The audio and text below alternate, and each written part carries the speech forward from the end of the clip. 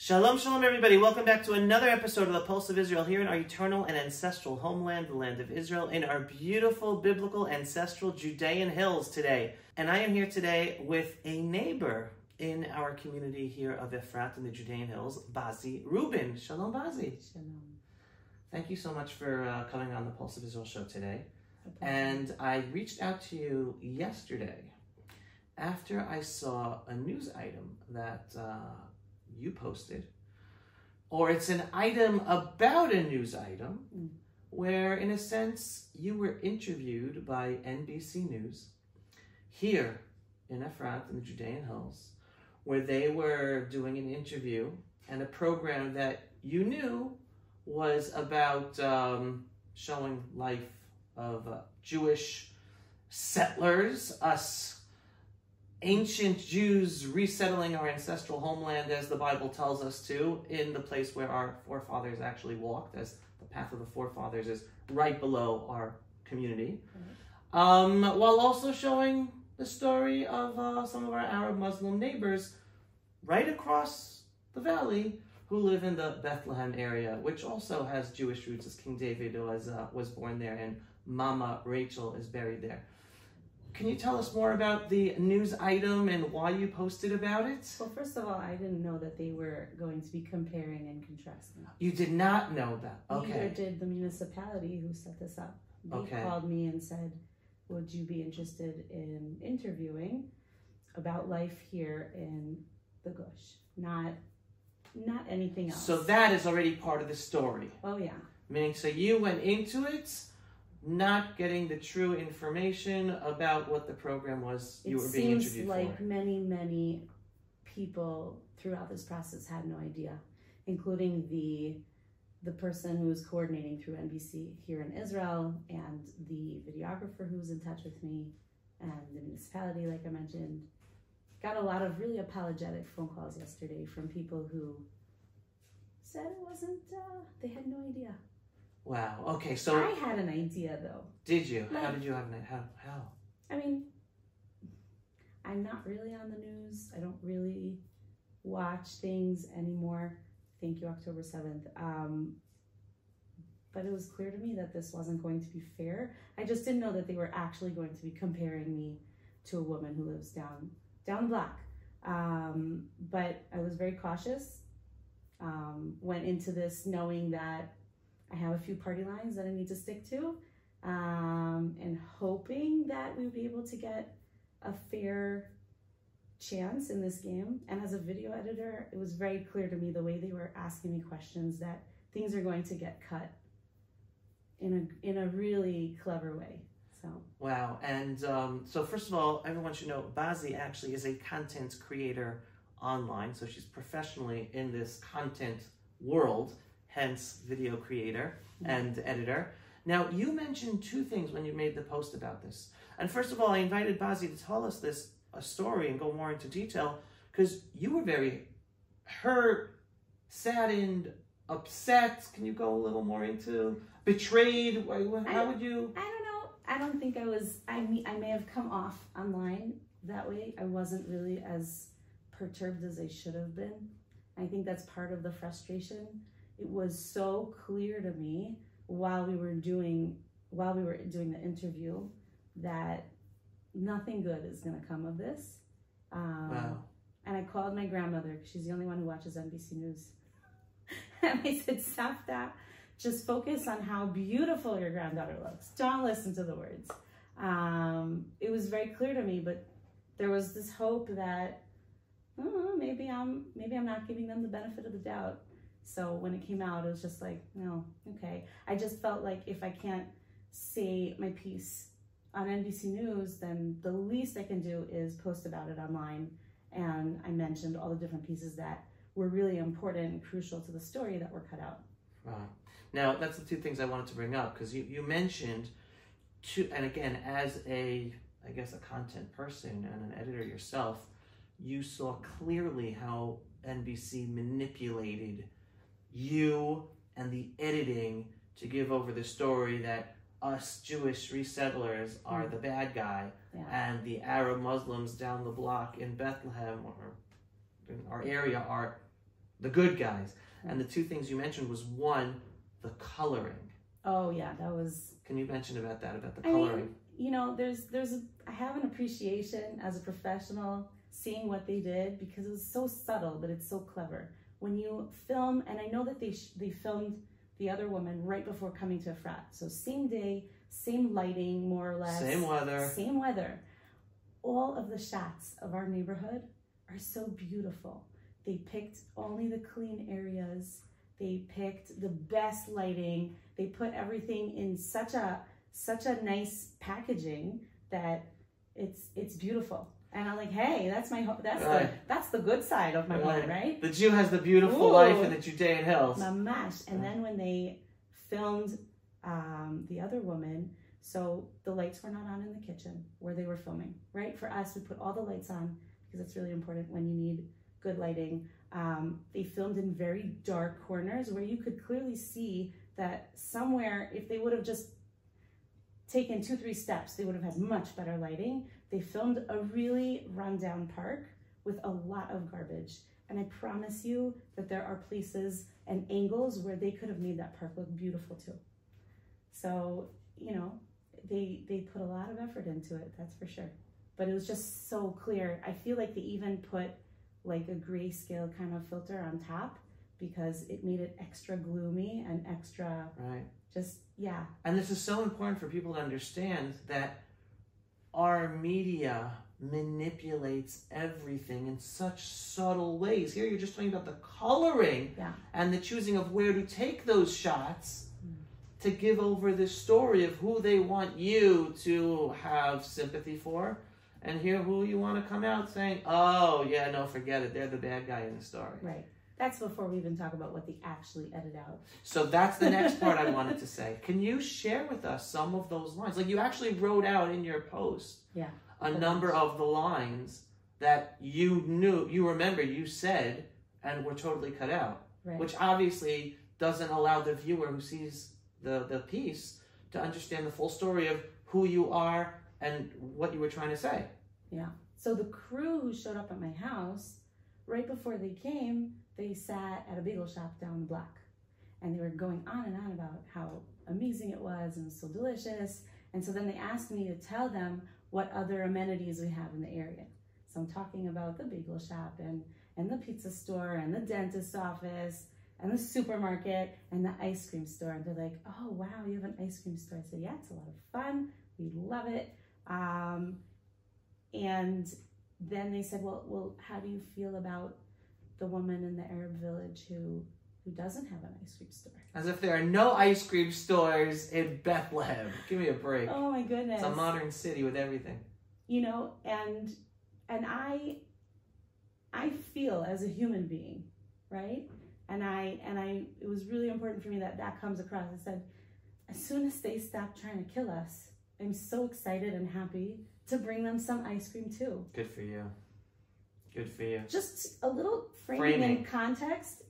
And that morning, I had just come from the gun range because I'm in that process of getting a gun license. Yeah, you know, I'm not being cynical. But like, I'm so happy for them to have ice cream. They need to stop threatening our families.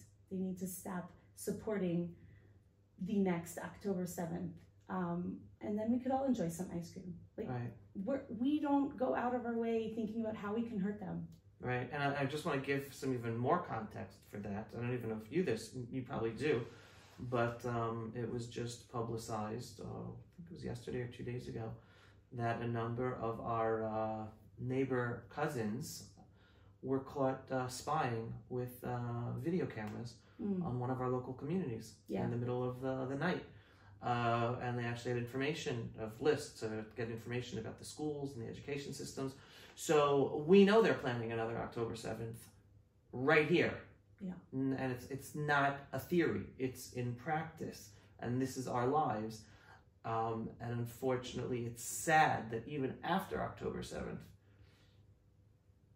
many decision makers or opinion makers, and especially the mainstream media, prefer to ignore that reality and ignore the enemy, and I call it an Islamo-Nazi enemy we're up against, and try to make a good life for those who do want to live in peace with us. Right. and make us look bad, as opposed to giving the true story out there. And you were caught in the crossfire of it. Wow, so that's a powerful line. What are some of the other lines? I mean, the other line that really, it's so hard not to like pull your hair out and scream when they're in your home and they're saying these things to you. But they said, well, how do you live here when it isn't recognized by international law? That one was a good one. The whole sentence that got cut off. I mean, they did keep in the piece where I said that we live everywhere that the Israeli state says is legal for us to live.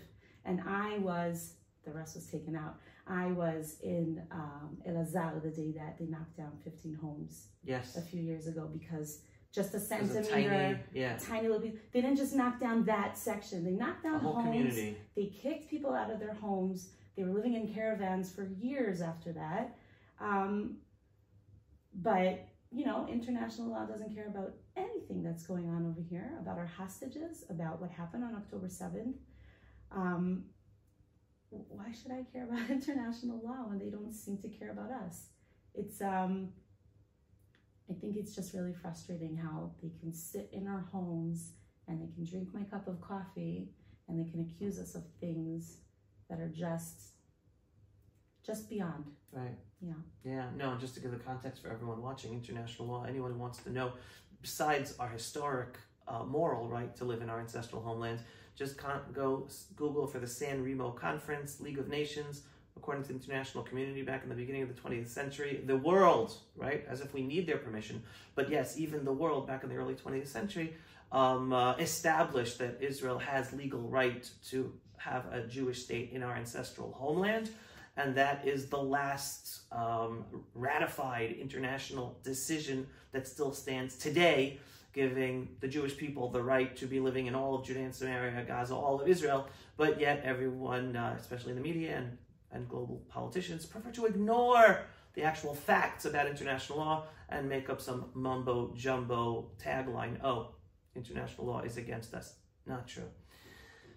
So I guess the big story about you is the fact that you are one of many people who experienced the manipulation of the media.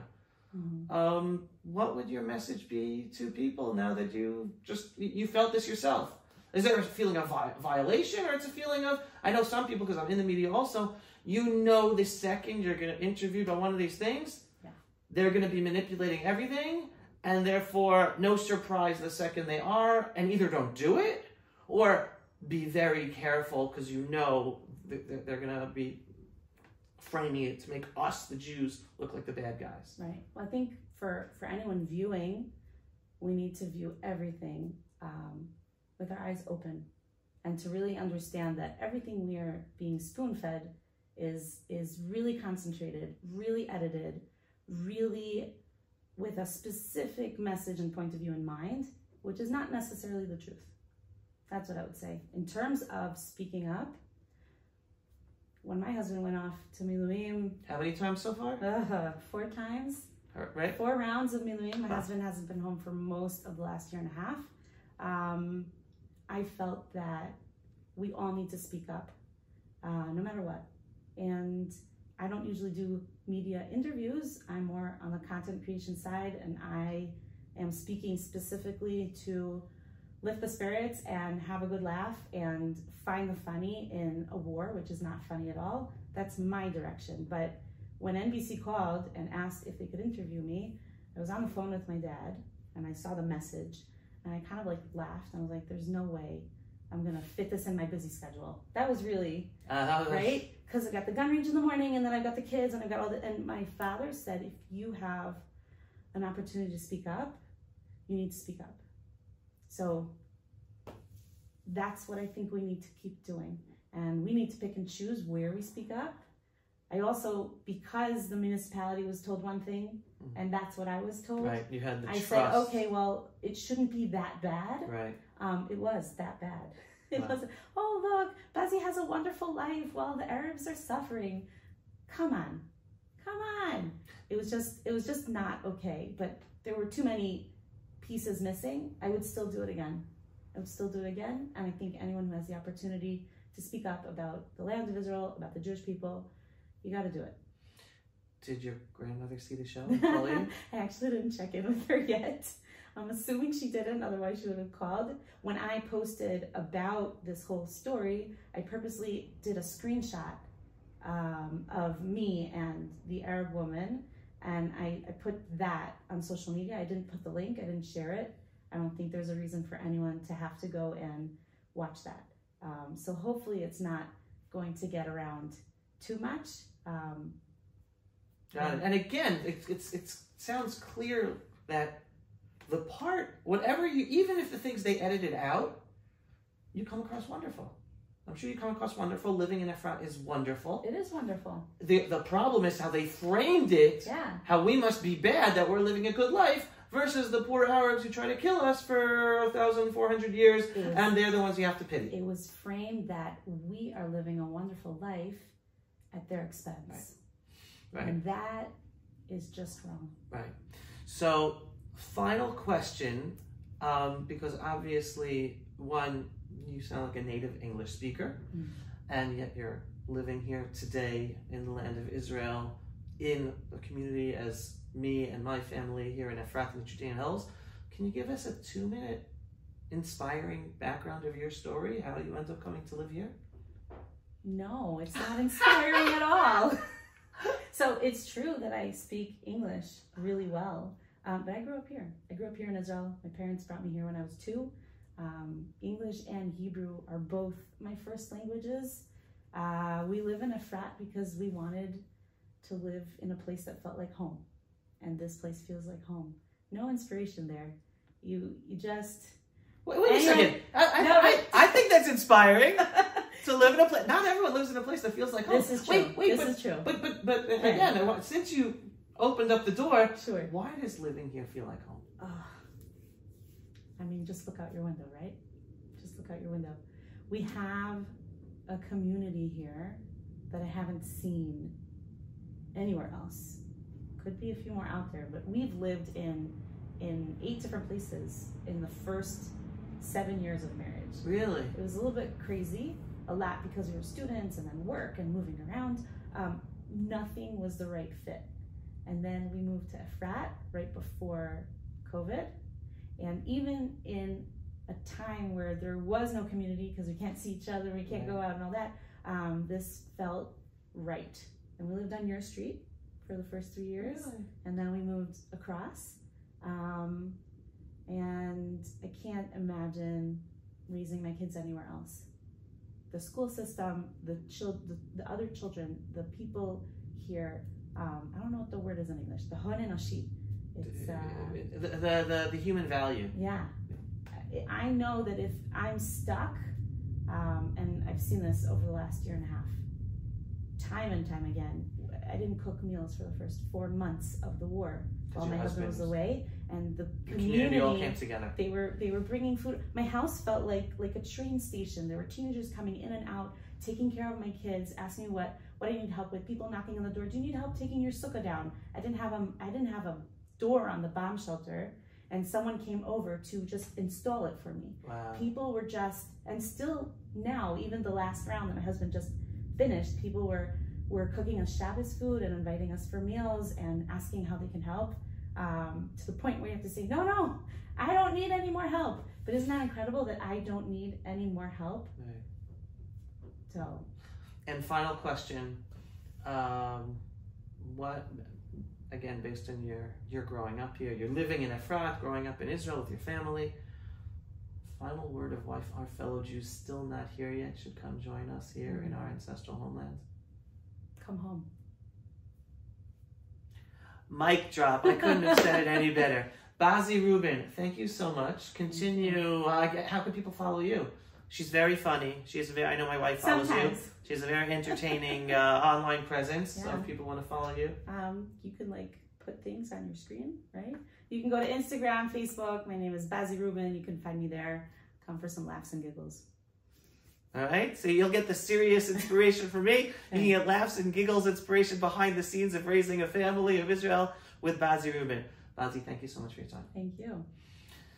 Everyone, that's it for another episode of the Pulse of Israel. Thank you so much for joining us here in our ancestral homeland, the land of Israel, in our beautiful Judean hills. If you are not yet a subscriber, what are you waiting for? Go to pulseofisrael.com and click to subscribe for the daily, belief-based, inspiring, politically incorrect truth about Israel, the Jewish people, and the freedom-loving world. And yes, we are a donor-based operation, heavily censored and shadow-banned across all social media platforms. So it is thanks to your donations we're able to do our work and get our videos seen. We want to be seen by more people, to inspire more people. Every once in a while, just click on the donate button on pulseofisrael.com. Shalom, everyone, and thanks for watching.